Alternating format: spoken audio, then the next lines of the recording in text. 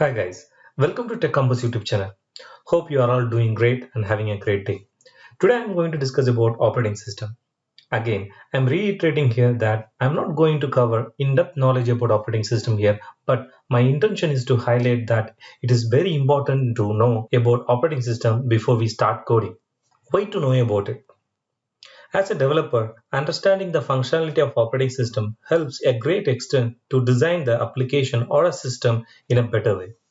Like knowing how computer manages the memory and tasks, receives the input and display the output, how it communicates outside the world, internet, etc. will help a developer design the better code. Before we getting into the core of the operating system, as a developer, I feel we should have a knowledge about a process called booting. Booting is a process where a set of sequences of steps carried out to start the operating system of a computer when it's switched on. The program that starts a chain reaction which ends with the entire operating system being loaded is known as bootloader or bootstrap loader. The term creatively came from early designers imagining that before a computer runs, it must have its boots strapped. Who does this job? You might have heard about hardware, software, but there is something called firmware. It is a program born into hardware. There is a programmed chip called BIOS, Basic Input and Output System, does this job. Every motherboard would have one such. BIOS, Basic Input and Output System. BIOS is a programmed chip which enables interaction with motherboard to conduct the initial check on hardware status before it loads the operating system. Within it, mainly two things are there. One is post, power on self-test, and another one is system setup utility. You might have seen this setup utility if you would have tried to change any settings on the system setup, for example, changing the booting sequence or enabling the virtualization, etc. Post, power on self-test. When the user is switching on the power, then power will be supplied to all the hardware components. As soon as CPU gets the enough good voltage on its power good signal wire, it will try to talk to the BIOS and will look for the little program inside the BIOS called post. Post broadcasts the message to all the components and verify its working status.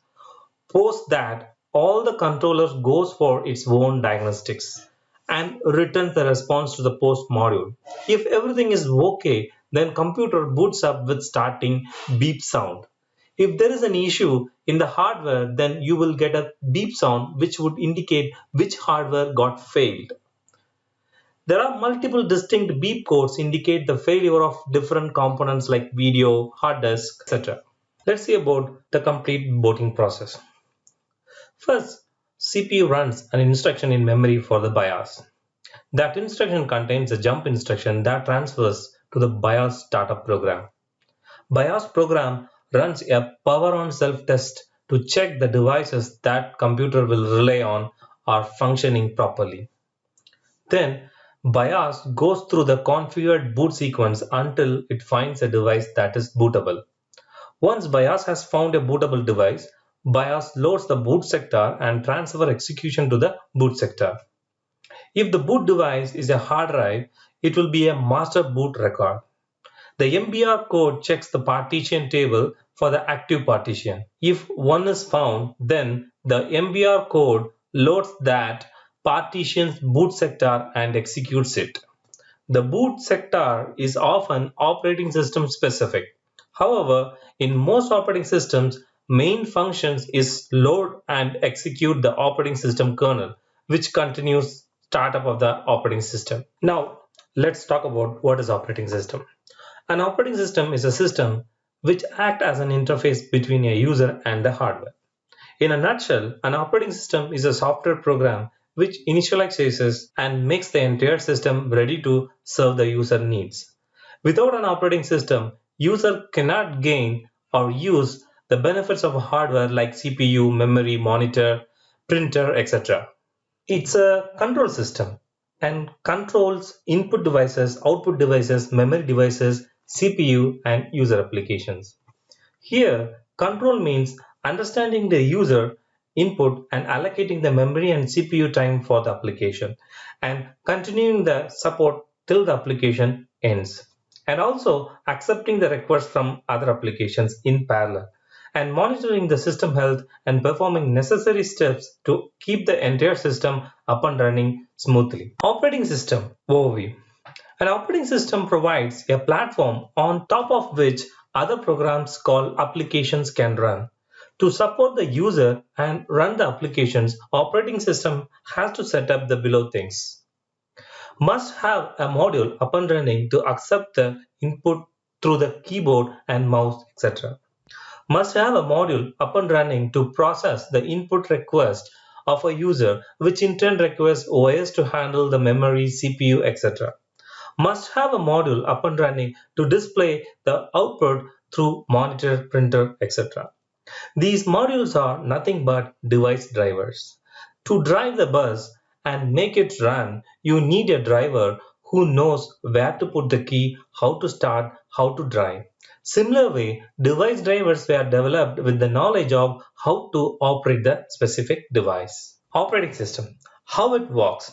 The role of interrupts. In short, operating systems were created to operate the system, where it takes care of the operation required between the hardware, and also it takes care of operation required between the user and the hardware to attain the specific task. So the synchronization between the hardware and the user are very much required to see operating system is functioning perfectly as needed.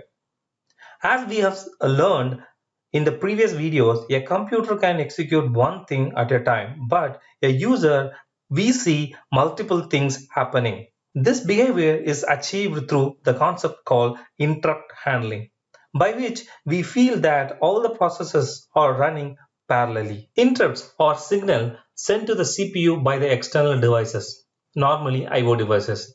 They tell the CPU to stop its current activities and execute the appropriate part of the operating system. There are three types of interrupts: hardware interrupts, software interrupts, traps. Interrupts are very important because they give the user better control over the computer. There are two modes of execution known as user mode and kernel mode or supervisor mode. User mode is restricted in that certain instructions cannot be executed, certain registers cannot be accessed, and IO devices cannot be accessed. Kernel mode has none of these restrictions. A key point towards understanding how operating system work is to understand what the CPU does when an interrupt occurs.